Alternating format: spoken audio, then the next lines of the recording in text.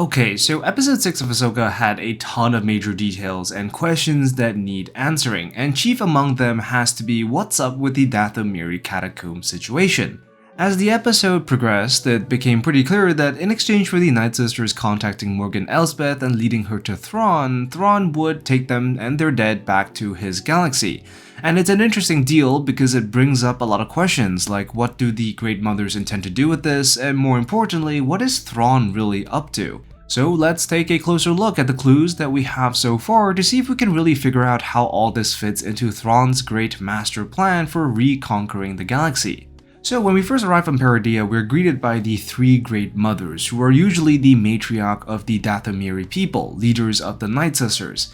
But as we begin to look around, we start to realize that Peridea is a wasteland, a dead world. Besides the three mothers, there isn't much to suggest that there are other Dathomiri on the planet. And given how close Nightsisters are attached to their Great Mothers, it does come as a bit of a surprise that there are none present. And I think this situation does lead me to conclude that the Great Mothers have been stuck on this planet by way of exile, intended to be left on this planet to die as much as the rest of their civilization.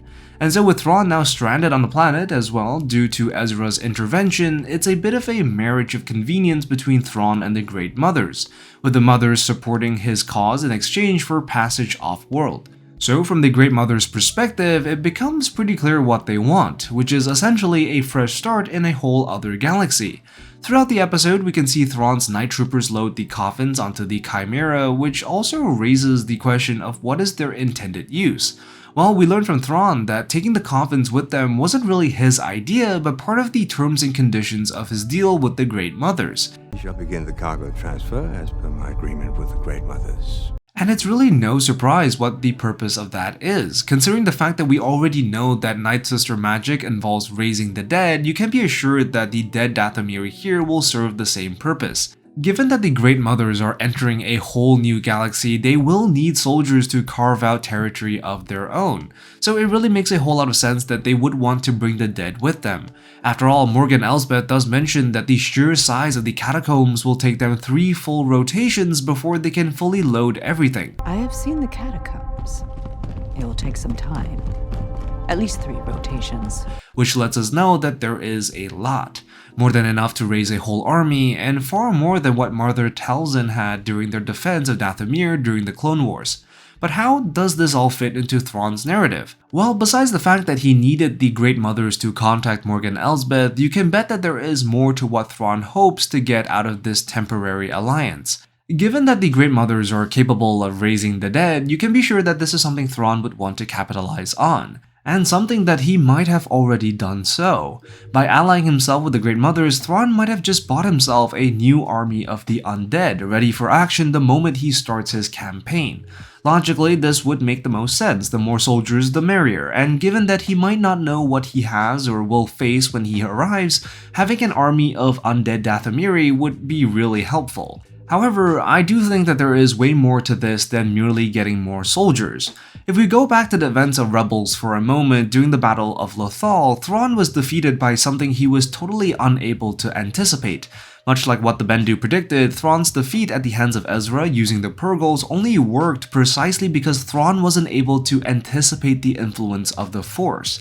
Instead, by all his calculations and rationale, his strategy was going to work. He would have defeated the rebels at Lothal. And so what we can deduce from this is that the Thrawn that we see in Ahsoka would now be aware of this possibility. His inability to account for the mysterious workings of the Force presents itself as a very big obstacle to his future endeavors, especially with Jedi like Ezra, Luke, and Ahsoka still running about. Which means that learning from his defeat, Thrawn would need a way to account for this variable, and what better way to do so than to enlist the help of other Force users on the other side of the spectrum. And I think this is where the Great Mothers and their powers come into play. With their ability of foresight, something which was already shown during the episode, it could give Thrawn the necessary ability to preempt unexpected developments from the Force. Just like how the Great Mothers predicted Morgan Elsbeth's arrival and Ahsoka's arrival as well, they might be able to do so for any other engagement Thrawn is facing. So you can see how the magic of the Great Mothers will be incredibly useful for a tactician like Thrawn, and there is good reason to suggest that Thrawn has already started to take advantage of his newfound allies. Considering the fact that Thrawn stormtroopers, now renamed Night Troopers, share a common name with the Nightsisters, it would suggest that these stormtroopers have been influenced by nightsister magic.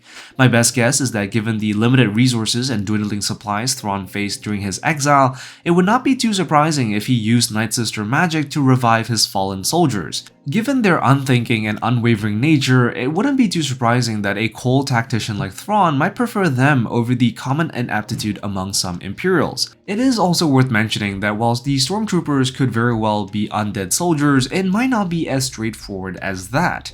You see, when the Great Mothers revive the dead, the form in which they take isn't fully whole. There is an oddness in the way they stand and walk, a sort of grotesque way of moving around, which isn't really expressed in the way the Night Troopers move. Instead, they still have the sharpness and rigidity expected of a normal stormtrooper. So my best guess is that Thrawn must have asked the Great Mothers to use their magic and give boost to the stormtroopers, perhaps making them faster, stronger, and more resilient than ordinary troopers. I mean, how cool would it be if these stormtroopers were impervious to pain or they could regenerate limbs? I think that would pose a serious challenge to more powerful characters like Ahsoka and Ezra.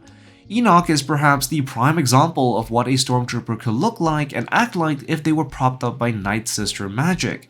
Besides the fact that his voice sounds strangely metallic, Enoch's helmet has also the design of a face. And this depiction is incredibly visceral. Looking at the black eyes on his mask and the cold expression it has, you can't help but wonder if there was truly anything living behind that helmet. So really, at the end of the day, for Thrawn, the biggest threat to his plans isn't the lack of soldiers or resources, but things he can't really account for. Things like the Force working in ways that he can't really observe or calculate would probably be something that he would want to ensure never threatens him again, which is why an alliance with the Great Mothers would be so useful, essentially covering his blind spot through their dark magic, capable of preempting him to things that he will not foresee. Although this does appear to have some limitations as we saw in some parts of the episode. Anyways, that's all for this video. Be sure to like and subscribe and let me know what you think in the comments down below. And I will see you in the next one.